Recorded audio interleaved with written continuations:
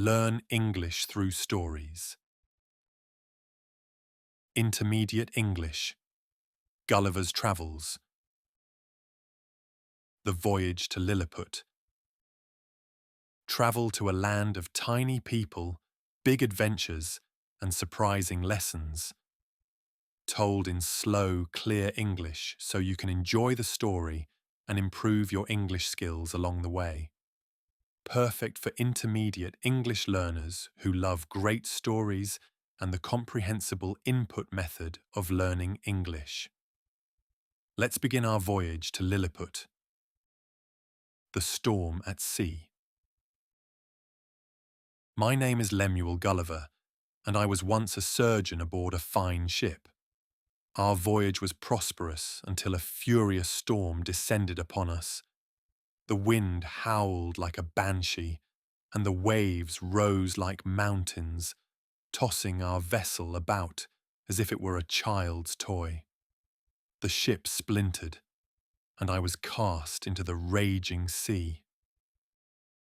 Awakening bound.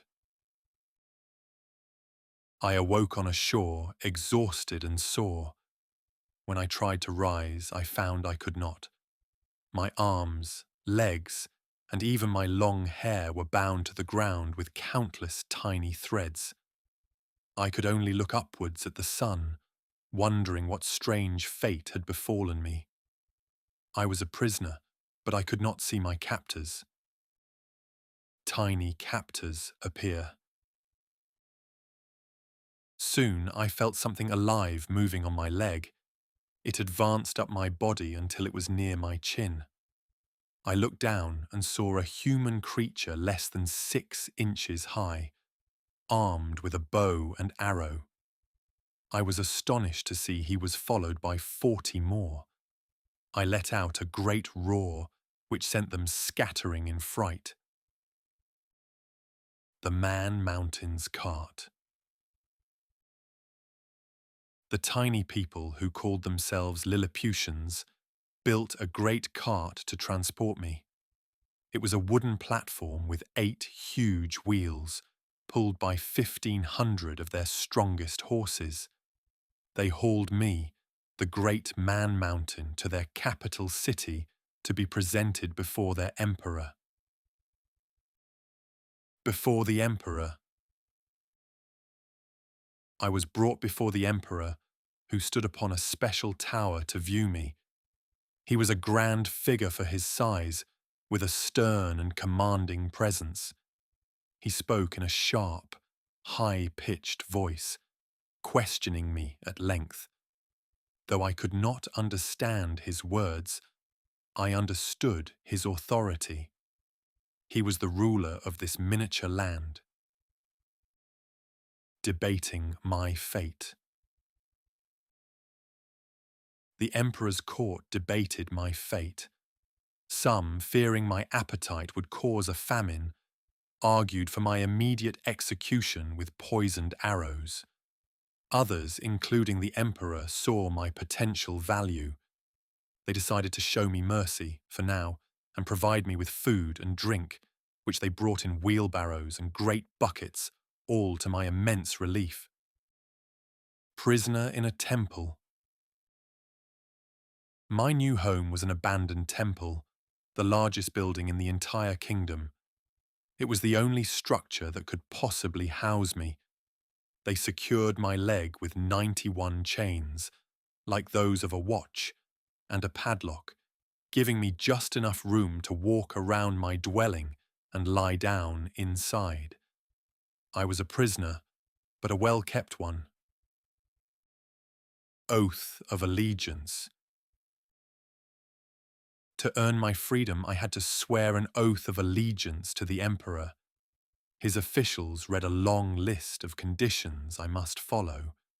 I had to agree to serve Lilliput in its wars, help with its construction projects, and deliver urgent messages for the court. I readily agreed to their terms, eager for a taste of liberty. Rules of freedom. The articles of my freedom were quite specific. I was not to enter their capital city without express permission. I was also forbidden from lying down in a meadow or field of corn, lest I crush the crops. The Lilliputians were a people of many rules, and they expected me, their giant guest, to follow every single one. Walking with care. My greatest responsibility was to walk with extreme care. I was to keep to the main highways and avoid trampling any of their subjects, their horses, or their carriages. The Lilliputians would often gather to watch me pass, and I took great pains to ensure I caused no accidents among the tiny crowds that lined the roads. Declared free. Having sworn my oath, the emperor formally cut my bonds. He declared me a free, if giant, resident of his kingdom. He ordered his subjects to treat me with respect and to provide me with the vast quantities of food I required. For the first time since my shipwreck, I felt a glimmer of hope for my future among these tiny people. Courtly customs. I observed the strange customs of the Lilliputian court. To gain high office, candidates had to perform on a tightrope.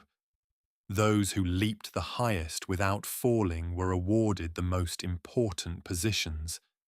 It was a ridiculous system, where agility was valued over wisdom, and it reminded me greatly of the politicians in my own country. Palace fire. One evening, a fire broke out in the royal palace, in the empress's own apartments. The tiny fire engines and buckets of water were completely ineffective against the blaze. The beautiful building was on the verge of being reduced to ashes, and the court was in a state of panic, running about in helpless circles as the flames grew higher. A heroic rescue. Seeing the danger, I acted quickly.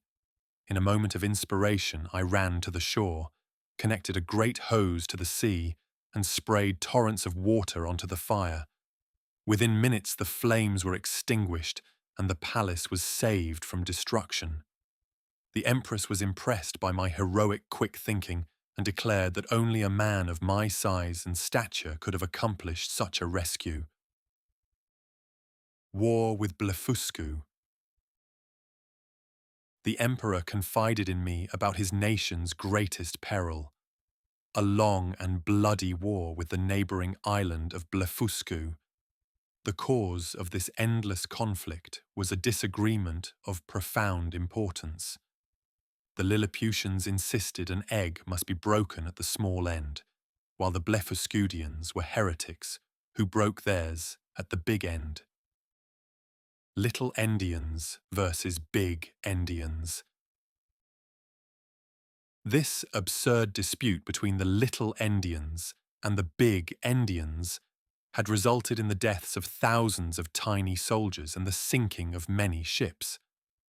I was amazed that such a trivial matter could be the source of so much hatred and violence. It was a perfect, if tiny, reflection of the foolish reasons for war in my own world. Capture the fleet. The emperor, seeing my great size and strength, commanded me to help them. He ordered me to cross the channel separating the islands and capture the entire Blefuscudian naval fleet. He believed that with their ships gone, the big Endian enemy would be forced to surrender, and he could rule over both kingdoms as the sole monarch. Into the channel. I fashioned strong cables with iron hooks and waded into the channel. The water was only waist deep for me, though it was a vast sea for the Lilliputians. The enemy was shocked to see a giant walking towards them from the ocean. They thought I was a sea monster sent to destroy them, and panic spread through their fleet. Arrows like needles The Blefuscudian soldiers fired thousands of tiny arrows at me as I approached their ships. They felt like nothing more than needles pricking my skin. I calmly attached my hooks to the bows of their warships, ignoring their futile assault. I gathered all the cables together, ready to pull my prize back to Lilliput. Towing the warships. With a mighty heave, I pulled the entire enemy fleet of 50 warships across the channel. The Blefuscudians could do nothing but watch in horror as their navy was stolen away. I presented the captured fleet to the Emperor of Lilliput, who was overjoyed. He declared me the savior of his nation and a hero of the realm. Honor granted, war refused. The emperor bestowed upon me the title of Nardak, the highest honor in Lilliput. His joy soon turned to ambition, however. He wanted me to destroy the rest of Blefuscu and make him the sole ruler of the world. I refused to help enslave a free people over something as ridiculous as how to break an egg. Accused of treason. My refusal angered the emperor and several members of his court. They grew jealous of my power and began to plot against me. Whispering in secret, they accused me of treason for communicating with the enemy and for refusing the emperor's command. They decided my punishment would be to have my eyes put out. Escape to Blefuscu. A friend in the court warned me of the plot. Not wishing to be blinded for their petty politics, I used the cover of night to escape.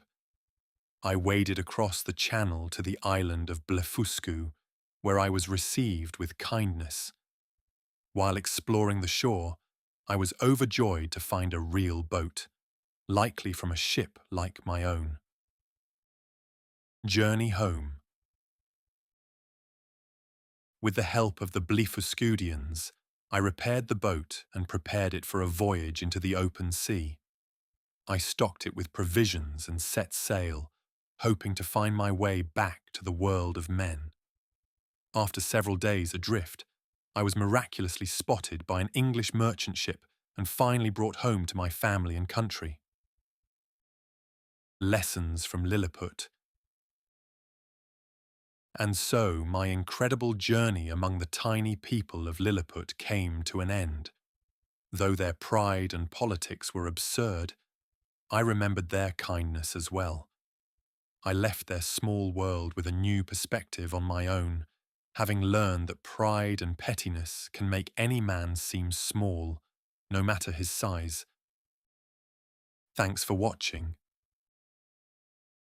Don't forget to like, comment, subscribe, and share for more fun English lessons